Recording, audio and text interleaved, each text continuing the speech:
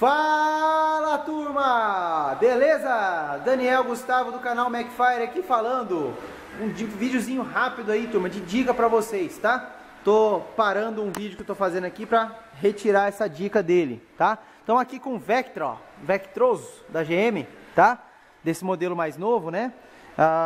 Com barulho na suspensão traseira. Você que tem seu Vectra aí, tá com aquele barulhinho, ou tá com Vectra na oficina, tá com barulho chato aí, que dá principalmente em dias frios, tá?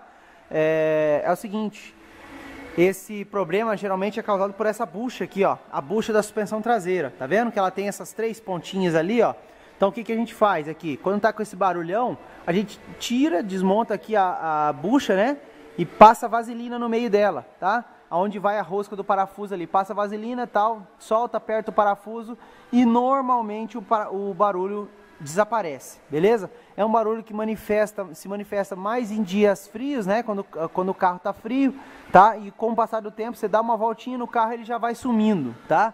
Mas é isso que acontece então, tá? Você tá com barulho na suspensão traseira do Vectra aí, provavelmente pode ser outra coisa, é claro, pode ser mola, calço de mola, amortecedor e tal. Mas usualmente a gente tem pego aqui Vectra com problema nessas buchas aqui, beleza? Videozinho rápido então, valeu turma, até a próxima dica aí.